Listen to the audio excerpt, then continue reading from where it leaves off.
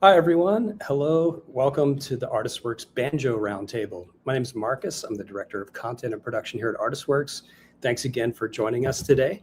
We have a really special show lined up for you today. I'm very excited. Last month, we highlighted blues, and this month at ArtistWorks, we're highlighting the banjo for the entire month. As you know, we've got 4 fantastic banjo instructors here at ArtistWorks.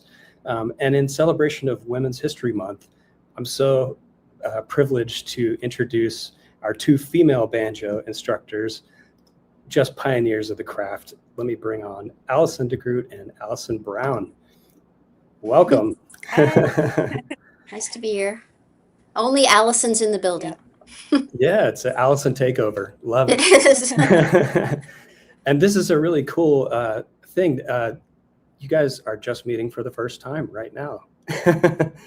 I think that's... Well, we did meet one. I actually took a lesson from you when I was a student at Berkeley. At Berkeley, oh my gosh. And it was probably really not a memorable time because I remember being like super flustered and underprepared and tired and but okay. That was the only time. But well, officially, I feel like this is our first time really. And like I'm a total fangirl because I love your playing so much. Likewise. So this is awesome. But yeah, we get to kind of jam for the first time. Yeah. In a very public way. Yeah. And where are you together today? So Allison was kind enough to brave the weather here in Nashville and come over to the Compass studio. So we're in the tracking room at Compass Records at our recording studio. So you can see the piano in the background and a couple of the ISO booths. And we're kind of facing the drums. Awesome. Cool. Well, let me pass it over to you guys. Do you want to kick us off with some music? Yeah. Allison suggested a tune, a standard called Soldier's Joy, which is great because one of my favorite tracks on the Will the Circle Be Unbroken album was John McEwen playing clawhammer banjo and Earl Scruggs playing 3-finger banjo on Soldier's Joy. Cool. And it was one of the things that made me really want to explore the sound of 2 banjos. So we're going to play a little of that.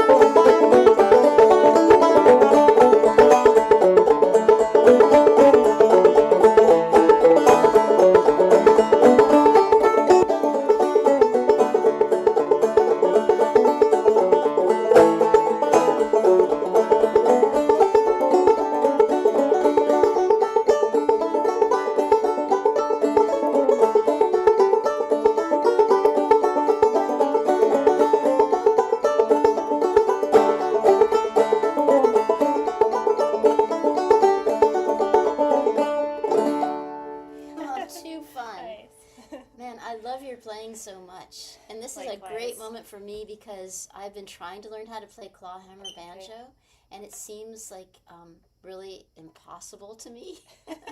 That's so funny because it's the opposite for me. I'm like, I don't know what you're doing. And what's crazy is it's exactly the same instrument. Yeah. But to me, like having like both voices on the banjo is just such an obvious thing. And for the longest time, I feel like you kind of had to pick a lane. Like you're either a three-finger person or a clawhammer person. But working with Steve Martin a lot just made me feel like, why should we have to pick a lane? Because they're both such great voices. Totally.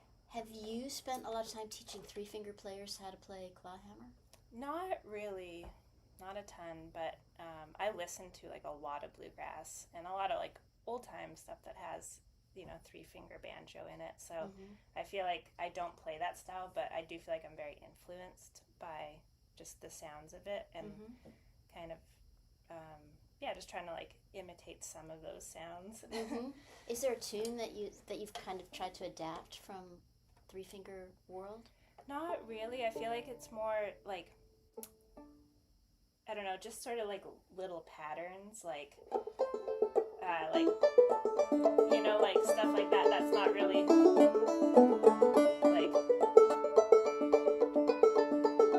it's not really specifically like kind of old time banjo, but I like the way that like with your style you can really float around the neck and sort of like stay away from the melody but still have it connected. So yeah.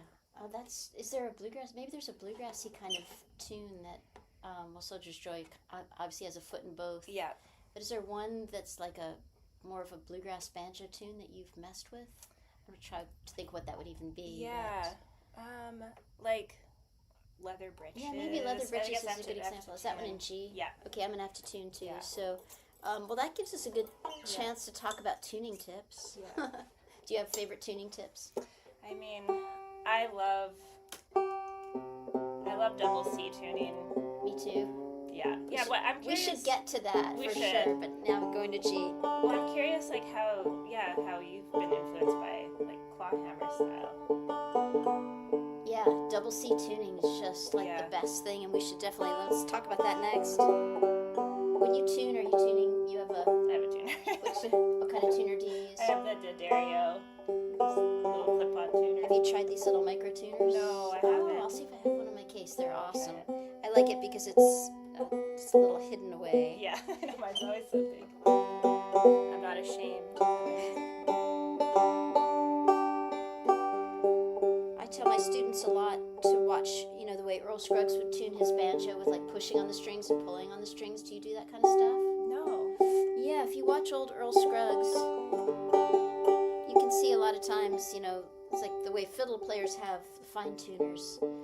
He'll be doing stuff like if a string's a little bit sharp, he'll pull on it. Oh, or, actually, you know, I have push done on that. It. Do you do that kind of stuff? Like if you can't quite find the pitch. Exactly. Yeah. So that's a good tip for all you banjo pals out there. Just remember, if your string's sharp, that you can pull on the string. And I just use my thumb and the tip of my ring finger and just tug on the string just a little bit, and it'll bring the pitch down. And if it's flat, you can push on the string below the nut here. Just, oops, you can see, you can just push on it a little bit and it'll bring the pitch up. So just enables you to tweak it just a little bit. Oh, I've never done that. Of course, now Allison's in tune and I'm still not. That's questionable if I am. Is a banjo ever really in tune? So what kind of banjo are you playing? So my friend made this one, Will Cedars. He lives in Vermont. And yeah, this was one he made for himself, I think, 2017. And then I heard him play it, and then I borrowed it for a recording, and then he never got it back. So yeah, but I love this banjo. It's 12-inch with a Dobson tone ring, and it's maple. So What kind of head is on that? I think it's just like the Renaissance head. Yeah? I think. I actually can't remember. And what gauge strings do you use? I use a custom D'Addario set, so it's 11, 13, 15, 24, 11. Wow, okay, so I'm like Yeah. 10, 12, 14, Oh. 22, so lighter. Wow, Just a yeah. little bit lighter Yeah. than yours. And you use a bronze wound. Yes. Fourth string. Yeah. And I use the nickel wound. Okay. Yeah, Wow. crazy. It's interesting. Is that a custom set as well? In the sense that it doesn't exist prepackaged, so I'm like Yeah, getting singles. that's what I yeah. do too. Yeah. Yes, but I think that they need more banjo sets. So, Yeah. Yeah. and also, curious minds, what's inside your banjo? So I have just this little, actually, Will's, who made the banjo, his mom made this for me. It's just a little sponge. I think like a lot of open back banjos need something in the back. And then it's just this little casing. It looked like a Post-it note. Everybody thought it had a Post-it note in the back of my banjo because you can kind of see it through. So just have this little case for it. So yeah, it just kind of absorbed some of the overtones of it. Yeah. That's so interesting. Yeah. I have to drag out one of my clawhammer banjos before you get away, Yeah, and I'd love because to I've got see a them. T-shirt stuffed in it, and Okay. it sounds terrible. So Okay. maybe a sponge Yeah, it's like is the finding. answer. It also depends on like the day. Like sometimes it wants some like more material back there. Like it feels very. Sometimes I like depending where you move it around, it changes the tone. Yeah, I actually have paper towels inside my banjo, which is an Really? unorthodox thing to Wow. do, but I just find it cuts away. It makes it a little bit easier to amplify it without feedback. Okay, what kind of banjo? This is a Pruka banjo, and it was made in Prague, in the Czech Republic, for me by Jaroslav Pruka. And it's a signature model, so it's got a radius fingerboard, an extended fingerboard, which is super fun Okay. to have, and a little bit of a fatter waist on the peg head than a lot of his stock models, which I think gives the banjo a kind of a fuller, fatter tone. Cool. It sounds He's amazing. He is such a great luthier, amazing. And just like aesthetically, I just think the inlay pattern's really beautiful. Yeah, If you can see it out there. and this like tortoise shell. Too. Yeah, It's like amazing. it's so elegant. And I always Yeah. wanted a banjo that didn't have white binding on the edge of the fingerboard. Okay. So it's kind of the way it's just, well, yes, it is a little bit, but Yeah, amazing. anyway. Yeah. Okay, leather britches. Yeah. This is one that I love playing with fiddle players. Yeah, I haven't played it in a long time, so you Okay. might have to kick I haven't it. played it in a long time Okay. either, but I'll do my best. Okay. Okay, so we're in G for all you banjo train spotters. And let's see how we do. Yeah.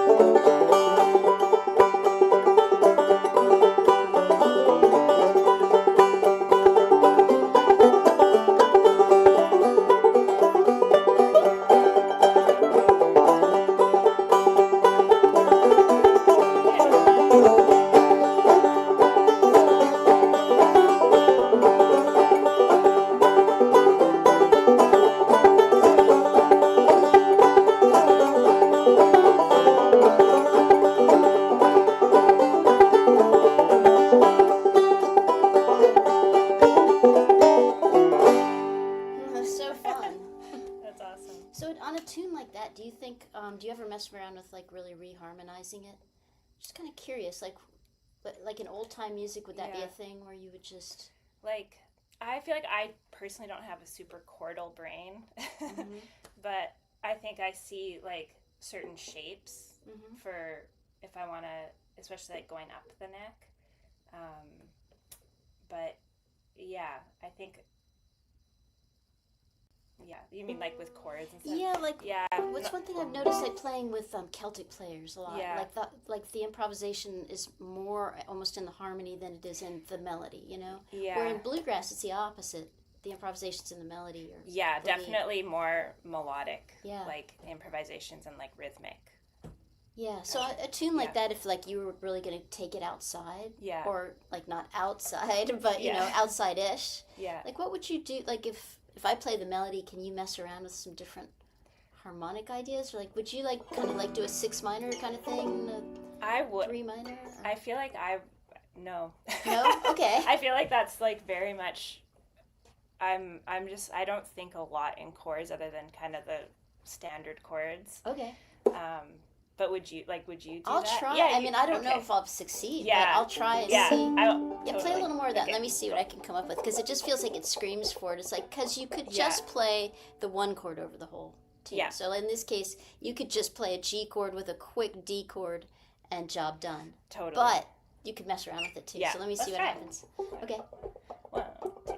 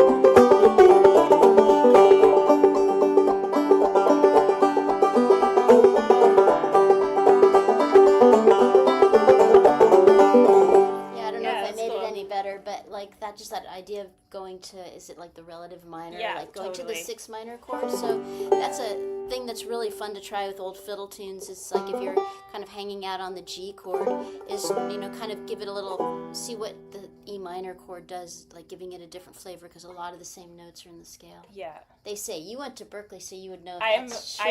I honestly, like, I don't know how I got through. Oh, I'm so jealous. Yeah, I'm very, like, I really, you know, I started banjo late, and I didn't read a note of music when I started there, so. And I still don't. So. Yeah, I mean, I honestly, I was able to get through without having to really, which I really appreciate about it. They weren't like, you need to be reading music. It was like, I felt like I was really able to still play by ear and play in my style, but just have to work to adapt whatever kind of concepts they were throwing at us. Yeah. But yeah. Did you do a 4-year degree?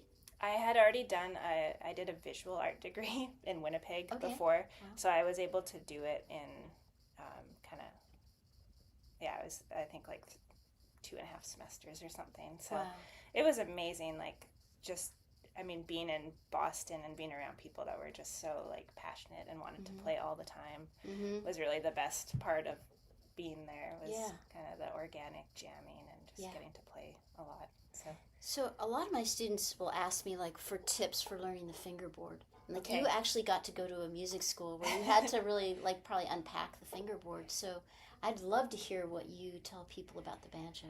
So I feel like I kind of I've just sort of, like, taken what is useful for me. Like, I do play pretty, you know, traditional music, and there's just certain things that I find helpful. In G, I tend to use, you probably use this shape a lot. Well, that's why I love teaching people leather britches, because melody, like if you're playing it 3-finger style, if you grab this G chord up here at the like 8th fret, and if you keep that G note held down, then you're just kind of rotating your other fingers around. Is it the same for you? Yes. So until you get to that little lick at the end, you're just moving around those notes. So yes, that's cool. Like exactly. Yeah, there's in my course there's it's called the X shape. So we have a little, but it's so great for moving anything that sits in this region, moving it up an octave. And the other thing I like it, like for clawhammer, so much of the sound is based on like open strings. So you can, I mean, same with you too, but like you can still keep that, you know, you don't have to like, you know, technically that's a G chord, right? But you don't need to keep all those notes down because that's also a G chord. So you can kind of get like, I don't know, sort of like more of the texture of having the open sounds rather than having it sound really like melodic. You can still like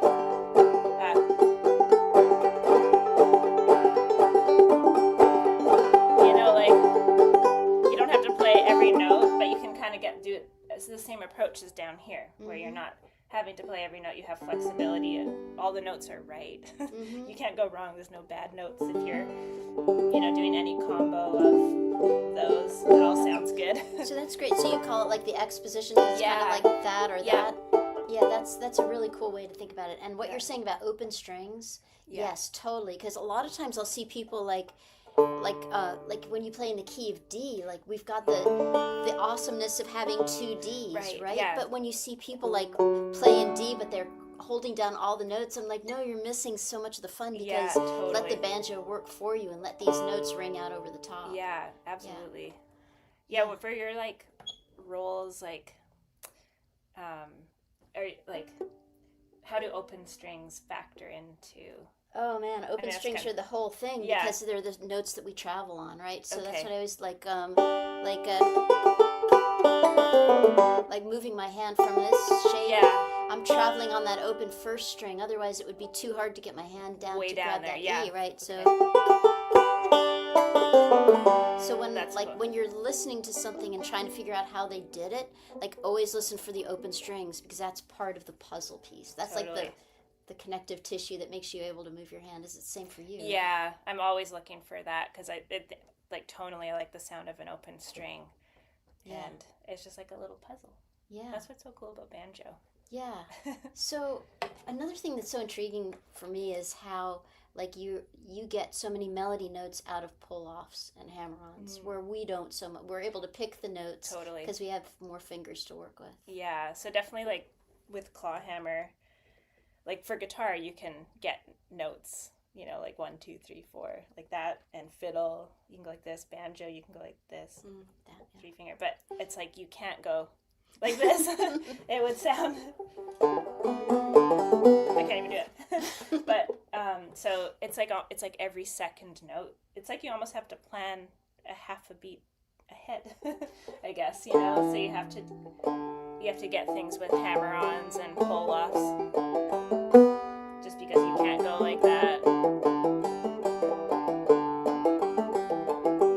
And drop thumbs too. Drop thumb is a big thing with playing more, just getting more notes is, so the thumb generally sits up on that 5th string, but you need to drop it to catch notes that aren't used as the drone. So I'm going to be a total like banjo nerd. Will you teach me that? Because I love the way that sounds so much, and it seems like it's defies the law of gravity somehow. Like how do you teach someone to do drop thumb? So I teach it like thinking a lot about just like the kind of economics of it because it does happen so fast. So the way I like to teach it is when we're doing our bum ditty, the thumb lands up on that 5th string, even though I'm not even plucking it there. Bum ditty. It's not da da da da. It's like a pause there. So it's like your thumb is always hitting a string. And then when you get into double thumbing, then it's like lands on that 2nd string. So if you hit the 1st string and then have your thumb land on the 2nd string, and then you pluck that up, and then you do the same thing 1st and 5th Oh, So, that's yeah, so it's like crazy. a 4-note pattern. 1, 2, 3, 4. Yeah. That's it. And then, but the trick, I think, is for getting a lot of speed, is making sure that there's only movements on those 4, because when you hit down, your thumb lands, and then you just use gravity to pull it up, and then same thing here. Oh, that is so cool. So if you just think of it like there's no, because you could easily go 1, 2, 3, 4, you know, have a bunch of extra movements, but if you just kind of let your hand go down and then use gravity to pull it back up, and then you can kind of, yeah, that's totally. But that idea, like, so there's two things happening, and when you strike that first string, and that thumb getting in position for its job is the big thing. Exactly. You don't wait. You don't wait, because then that's a whole extra little step that happens. Yeah. I feel like I use That's really cool.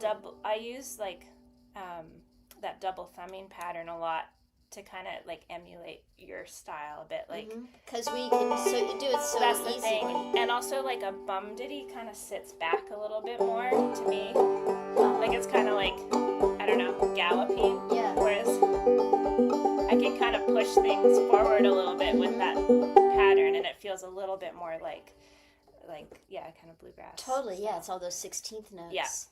Wow. Okay, so that is, like, to me still magical. Yeah. that you can do that. Cool. It's really cool. Yeah. Wow. Okay, so like so many things I would love to ask you about that. Maybe what's a tune that uses a lot of drop thumb that we can do, and I could just watch you. Well, I'm trying to, the back to double C tuning, like something like Mississippi Sawyer is a really good example of that.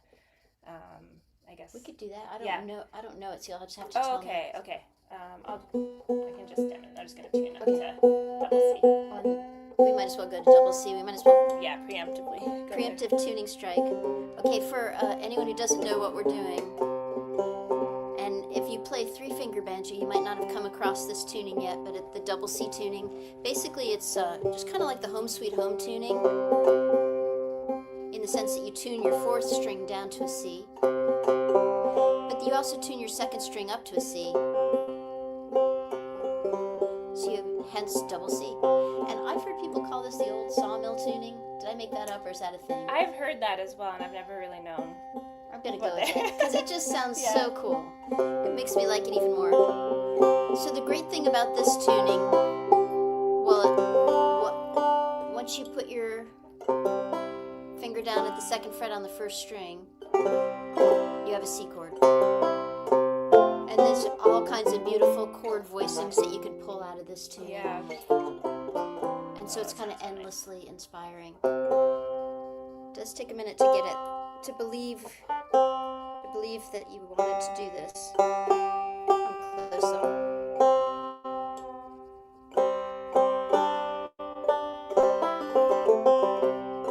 That sounds good. Yeah, it's such a great tuning. So if you haven't messed with it, do yourself a favor. You're gonna find new melodies and new ideas just because when you put your fingers down on the fingerboard, you're gonna do something unexpected because you're in a different tuning. So. Yeah, I feel like that's a really great way if you're feeling like, I don't know, a little stuck or something.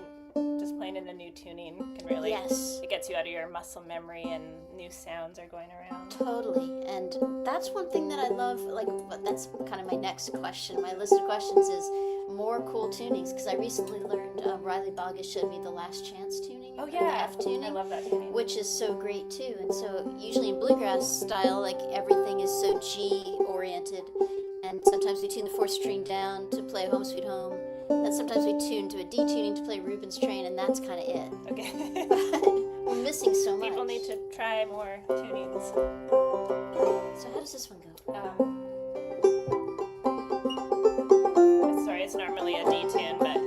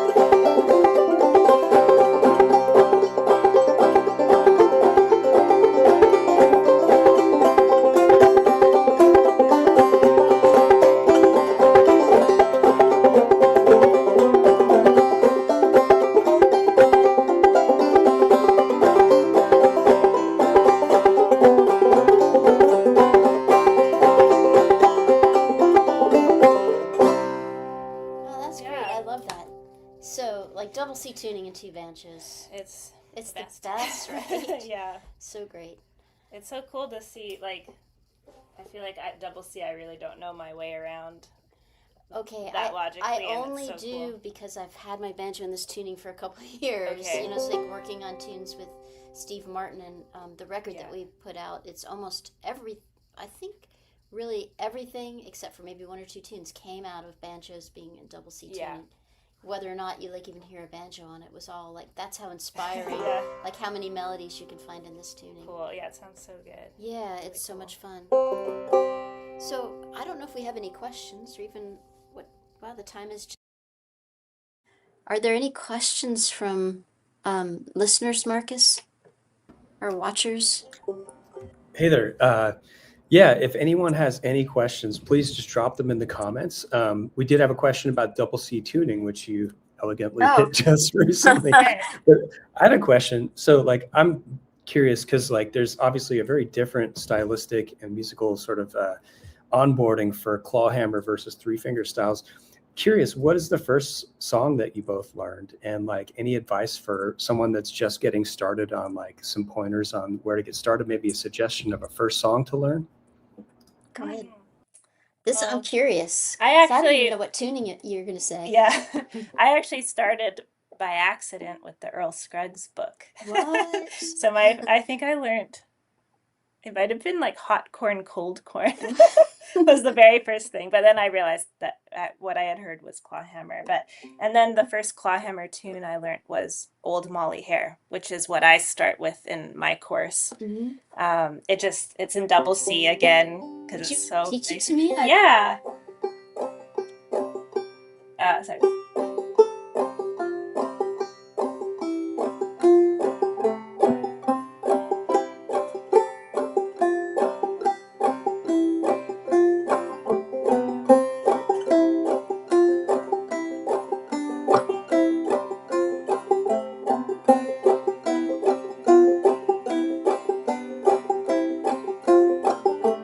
That's the tune.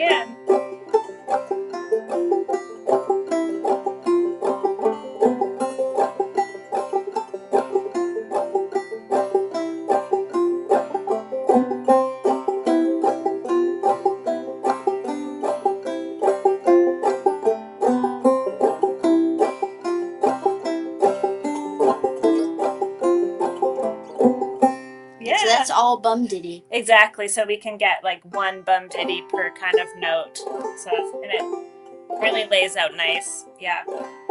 So would be the drop thumb. Exactly. So So exactly. do you go That's like it. to that next? Yeah. You kind of have to break it there, but.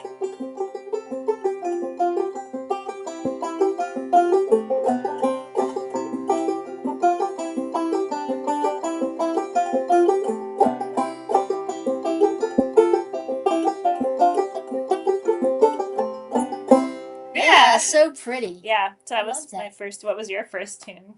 So I have to go back to G tuning. Yeah. Yeah, it wasn't a double C tuning. I love that though. Molly Hare, like Hare. Yeah. Yeah. Old So- Molly Hare. So about a rabbit. Yeah, and it's also regular in D normally. I love that. That's Yeah. so pretty. Yeah. Those simple tunes, they just Yeah. really stand the test of time, don't they? I love plain simple tunes. Also, I feel like you can, when there's more melody to cover, I feel like there's less room to explore. So I love the simple tunes, especially when you're jamming, because there's just a lot of space to Yeah. add. Well, which is another really, I'm glad you said that because when you're jamming, I think always trying to find the common denominator between the most people is really good. Yeah. So, like, the worst thing you can do is suggest a tune that nobody else knows or only you know and one other person, because then it excludes everybody. But there's so much that you can develop in a simple tune like that. And Yeah. really, if you're listening, you can play some really beautiful things on. Totally. Just honor the melody, even, is just such a great thing to do. Exactly. So your first tune is about a bunny. Mine was about a worried man. Okay. I don't know if that kind of is like says something about 3-finger versus clawhammer somehow. Yeah. I started off with the alternating roll, and actually, I started off as a guitar, like a fingerstyle guitar player when I was a kid, And so I was really comfortable like finger picking like Travis style on the guitar, like with just my fingers. And then you get to the banjo and you have to put these metal picks on your fingers, and believe me, they're like so hard to get used to. For me, they were a real impediment. I don't know if you ever brushed up against that. I just used it for my brief stint with the Scruggs book for a year. So for anyone who's trying to get into banjo, I just want you to know that if you struggle with the picks, you're not alone. And especially for women, I think, because our fingers are smaller. And it's so kind of meant that I had to fold the metal pieces of my picks over on top of each other in a way that guys don't have to do. So getting picks to fit is like finding climbing shoes and getting them broken in. It's like they have to fit so snug to your fingers that they will do your bidding. Yeah. And that's hard to do. And even like for, a pro player, if you lose your picks, it's like you would rather lose like anything, your backpack or your purse or whatever, because losing your picks is just so hard to get a new pair to work. So how long do they last for? As long as possible. Okay. No, they tend to last. Yeah. And now with the blue chip thumb picks, like I used to use the plastic Dunlop thumb picks, which were kind of what everybody used before blue chip. Now it seems like everyone's using blue chip, or a lot of people, or Tone Slab makes it too. Ones with the blade that don't wear out. But when the blade wore out, you'd have to replace your thumb pick more often, or the band would stretch. But now with the blue chips and Tone Slabs, that's improved. And the metal picks, they'll tend to wear down sometimes where your thumb and index finger rub. Okay. But it takes years for that to happen, so you have a lot of time to prepare yourself for the inevitable. Yeah. So when I start people off, I like to start with the alternating roll pattern, which is I'm gonna get up to probably D. one that you know. That's where my teacher started me. I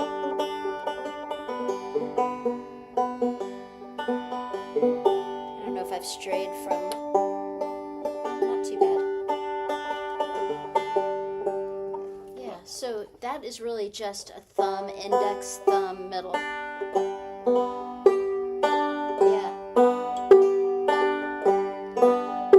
And you can do an alternating bass, with your thumb. Okay.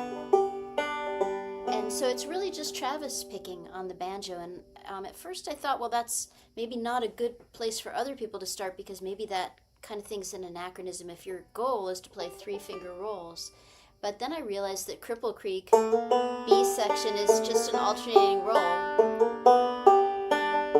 So it just proves that it's foundational. So Worried Man Blues is just something like.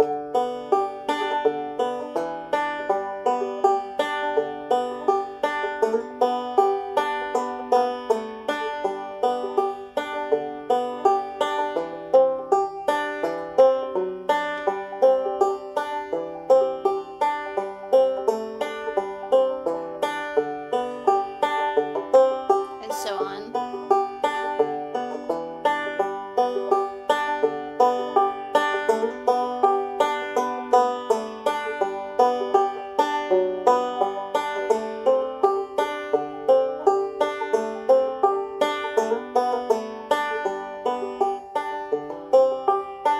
So it's just that same pattern all the way through. And I suggest people start without picks, just because we want to get to a place of making music as fast as possible. And the picks really threw me off. It made me not like playing banjo for a long time. So start with that. Get used to what it feels like to hold this thing. It's a little awkward. I don't know if yours is awkward. I've always found the banjo's a little awkward to hold. Yeah. I feel like my approach is just to like squish it. Squish it, yes. I feel like I always have like a huge Yes, mark an on my leg. indent in your thigh, and then you Yeah. always wonder, is this going to go away? And I then it's know. like blue and purple Yes. and stuff, and then it goes, oh, it does go away. I know. So yeah, I feel like I put mine on the side, and then I tend to hold it kind of between my leg and my arm, so that way it's I'm not having to hold, I don't know, Right. the weight up. I know I've had some students submit V's about that and saying like that was seems hard. Totally my thing. This, Yeah. like when I started to play. And yours just is like, heavier, so it probably goes faster. Well, and the banjo I had when I was starting, there was just such an inexpensive banjo that the pot was actually lighter than the neck, so it was always doing that. And I thought Okay. that was just part of it with banjo. Yeah. But yeah, sometimes I suggest people keep their strap on as a way to help Yeah, hold totally. it in position. But that's a challenge too. Sometimes like I'll Yeah. just like sit like crisscross applesauce, as how Yeah. kids say it these days. Yeah. You know, just kind of to cradle the banjo. Yeah. 'Cause yeah, you're right, that big like line on your Yeah. leg. Totally.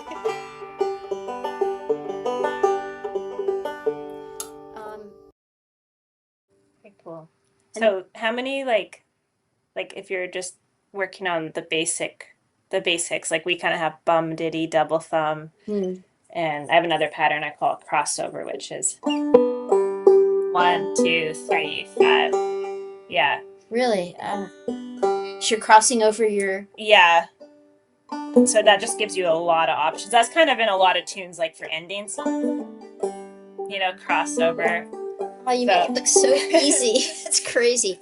So, But and can I ask, yeah, like, yeah, totally. interrupting Cal, index finger or middle finger? I use my index finger to hit the first string, and then when I do my brush, I actually use all my fingers.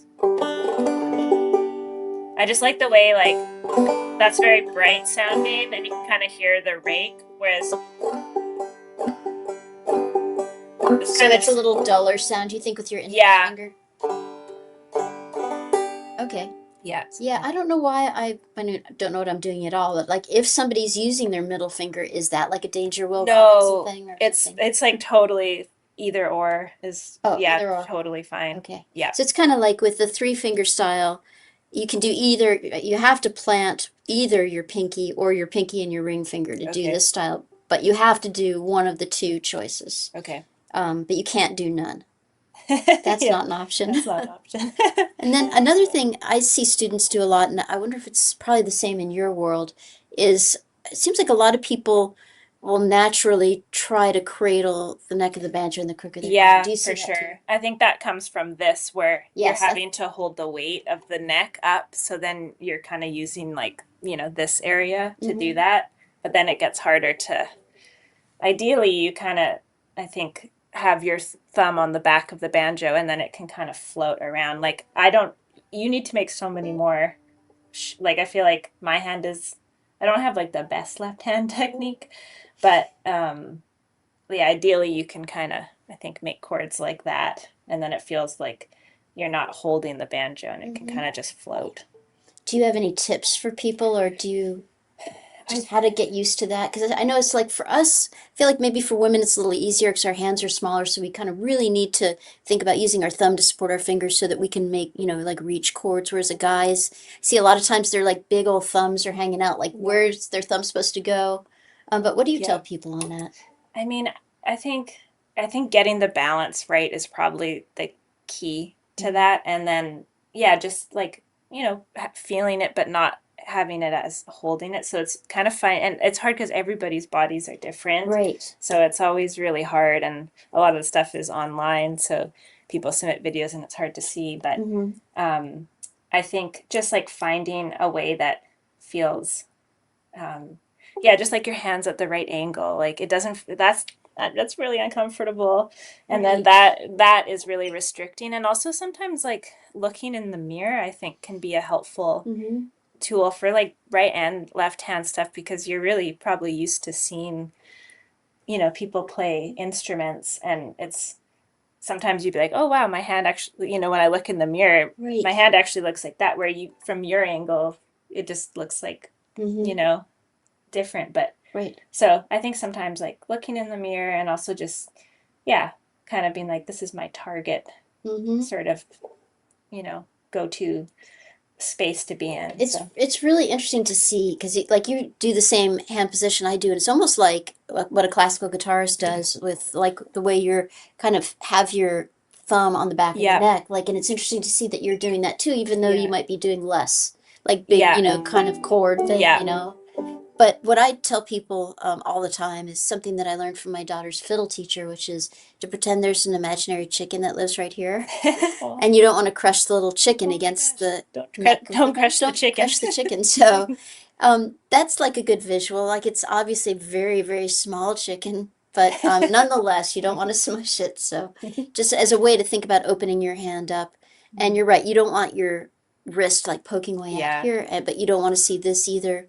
Yeah. And you definitely don't want to see this. So just think about your thumb as like it gives your fingers leverage, and like that's kind of the first test on Worried Man Blues. Okay. Because when you reach up, if you can see, like you need to keep that C note held down on the first string, and then reach up to get that F sharp on the fourth string. Yeah, I was gonna say that's a stretchy tune for a It's a first stretchy tune, right? Yeah. And a lot of people, kind of will naturally try to let go. Yeah. But the thing is that you can totally do it if you're minding your little chicken Yeah. and if you're using your thumb to your advantage. So it's kind of like a good first test of left-hand Yeah. position.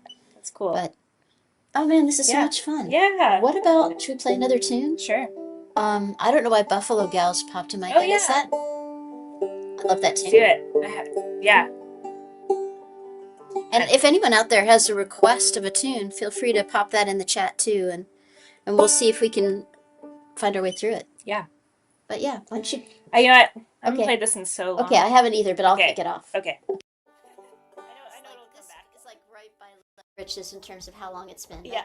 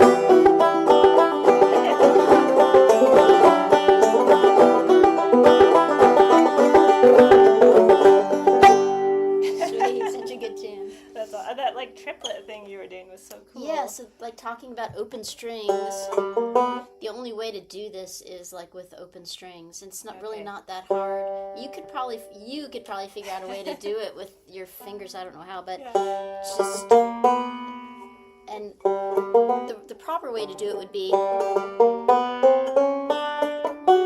But years ago, I figured out that no one would know if I didn't play all the notes. So I actually just really cheat a lot and play that, and then cheat there, and then oops.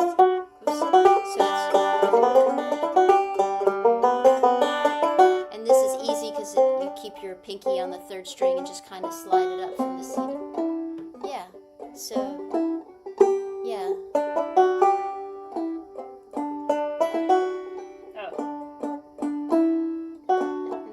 Yeah, and then fifth string, yeah. See, you can do that. You do that already. You know what? That would be a perfect Galax lick. Would it? A perfect Galax So I don't lick. think I could play. I can't get that note back to back. I'd have to get that. I'd have to figure out a different way. But if you do it as a Galax lick, just as a brush. yeah. I mean, I should be doing. Yeah, that's very cool. That's the only. Love That's that I think. Oh, that sounds so good. Well, Marcus, are there any other questions from the banjo pals out there? We did have some questions. We also had some song requests as well. Okay. But let's go with the questions first, because these folks have been waiting for a minute. Okay. Just given the time, maybe we can speed round these guys. Sure. Yeah. First one here that came up was, can you talk about the last chance tuning? I think you mentioned it a little bit earlier in the show. Yeah. So that's a tuning. It's kind of, if you think about double C tuning, you tune the G's down to F's. So it ends up being F, C, F, C, D. And it's a very cool, it's a very specific sound. When you know, when you've heard the tune Last Chance, you can hear that tuning on other things. And it's funny because it almost has it's almost like a minor tuning, even though it's a major. I don't know. There's something about it that makes you want to like play minor chords. Yeah. It's a great tuning. Yeah. I would tune to it, but it probably. I know it would take the rest of the available time. Yeah. Awesome. Yeah. So try that one out. Here's one from Catherine. She says, I currently play clawhammer, but I'm interested in learning three-finger style. So far, I have a really hard time finding the melody in three-finger. Any advice? Yes. Well, that is interesting because audiences have the same trouble too. It's not just you. It's something about the way the banjo arpeggiates that it can be really hard to hear the melody. But if you start off with the alternating roll as a way to get into it, I've found that the melody is almost always being played by your thumb on this third string. So let's see, this is not the most great example in the world, but it does illustrate that point. Like if you took Buffalo Gals.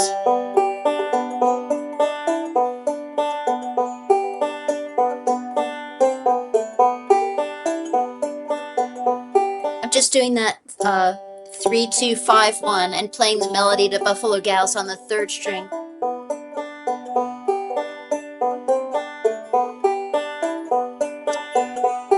So it's kind of a way into it. As you get into the Scruggs thing, it gets a little bit more involved, and that to me is like the real kind of milestone for banjo players is figuring out how to weave the melody into a Scruggs roll. But for starters, just with the alternating roll pattern, it's a little bit more forgiving that way. So just think about it as being something that you're playing on the third string as you're working it into that 3, 2, 5, 1 pattern. Awesome. Thanks for that. Here's one for Allison. Hard to say that today. Someone asking just for advice. It sounds like they probably started off clawhammer on an entry-level banjo. They're looking to step up. Any advice on sort of an intermediate level banjo? Ooh, that's a good question. There's, everything has gone up so much in every aspect of our lives, cost-wise. So I don't know actually how much these were. Oh, maybe 5 years ago they were around there, but the Kevin Enoch Tradesman banjos, I think, are so awesome, and they're definitely, a bit more affordable than some of the other custom-made ones. So yeah, that would be, but again, I don't know. It might be more than that at this point in time, but I love those banjos. Awesome. And how about you, Allison? Any suggestions for like a good sort of entry-level banjo? Yes, thanks to the good folks at Deering who provided your t-shirt today, Marcus.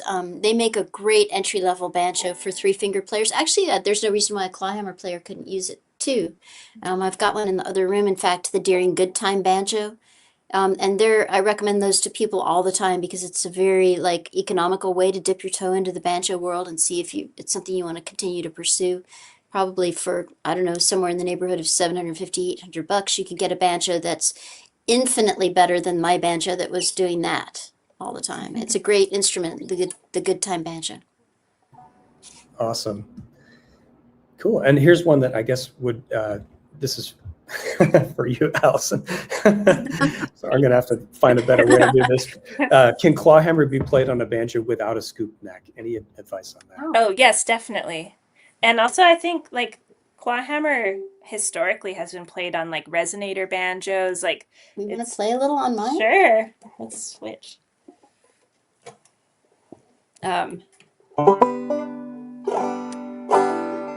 There's a great banjo player named Matoki Slaughter who actually has a version of Buffalo Gals that we just played that's kind of crazy. I'll play that.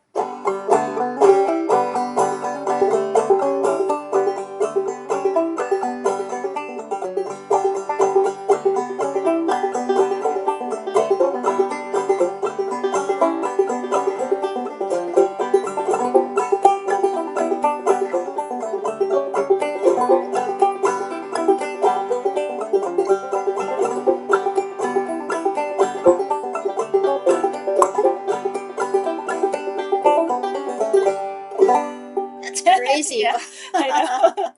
I love it. Wow, that's fun. Yeah, so anyways, absolutely you do not need that. I tend to play like kind of more around here, but the scoop can be helpful. Like you can play on a resonator, and it's just all about finding the tone that you like, and yeah. Your action is so much higher than mine. Yeah, Yeah. yours is low. Oh, it sounds beautiful though. So cool. How tight is your head? I Like, do you? I don't set it up. Okay. I'm not really a big. I'm not either. Yeah, I just always want to just play it, not too. like tinker with it. I have reliable people to do that. Oh, well, do share. Are they in Nashville or are they in yeah, Winnipeg? Spencer Connell is who sets up my banjo here. Yeah, it's very good. Oh, this sounds so good. Yeah, I just got it set up like 3 days ago. So It's so dark and Yeah. warm. It's just the best. Have you ever played a Romero banjo? I have a Romero, and I actually just got a resonator Romero Really? banjo. Okay, Yeah, cool. so very Yeah, excited sometimes about it's like kind of like banjo porn to look at their websites. that. It's Their so instruments nice. are It's so beautiful. Yeah.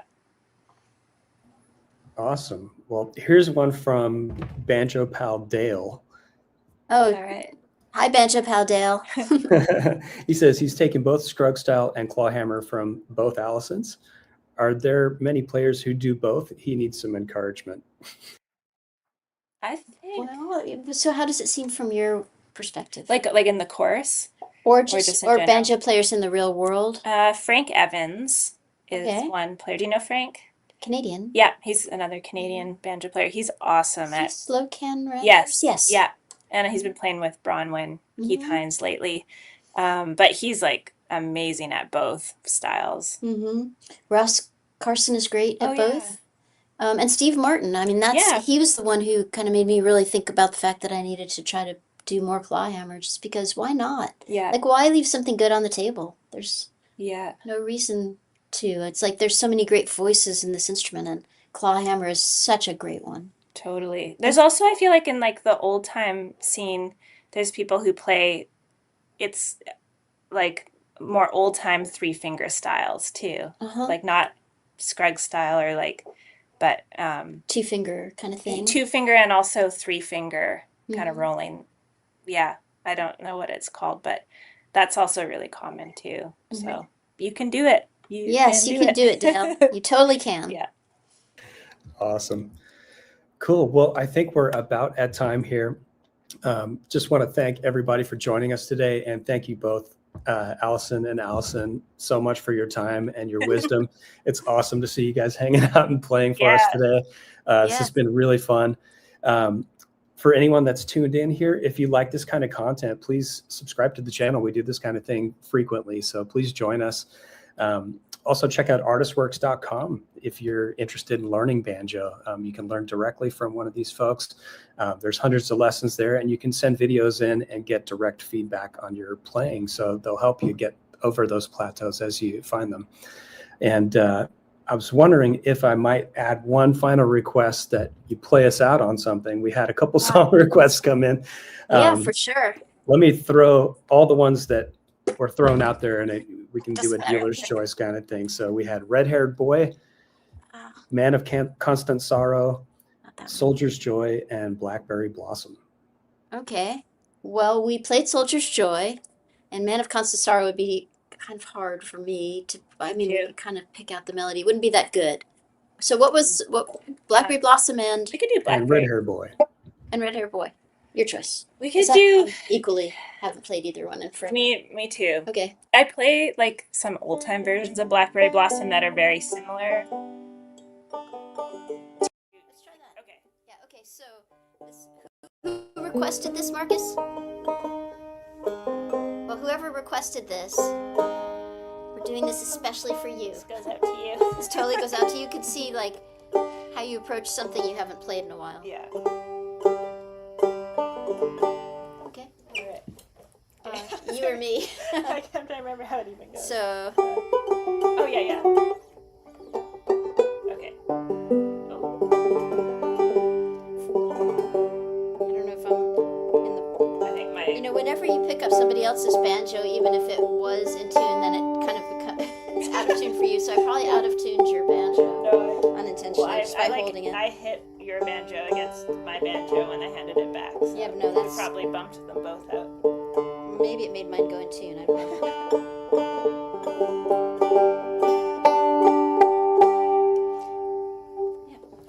All right. Okay. Oh, you want to kick it off, or you want No, me to? can you? Yeah, sure. Okay.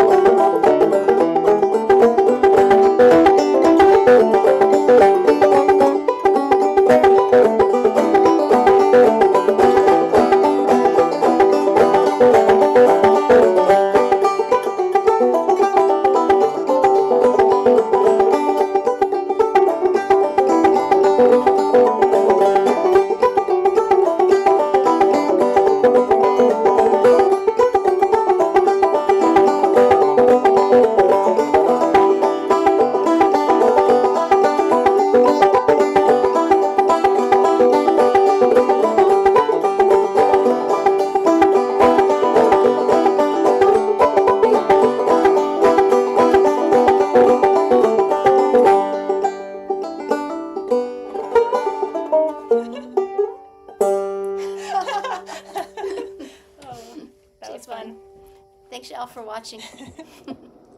Bye, Bye, everyone.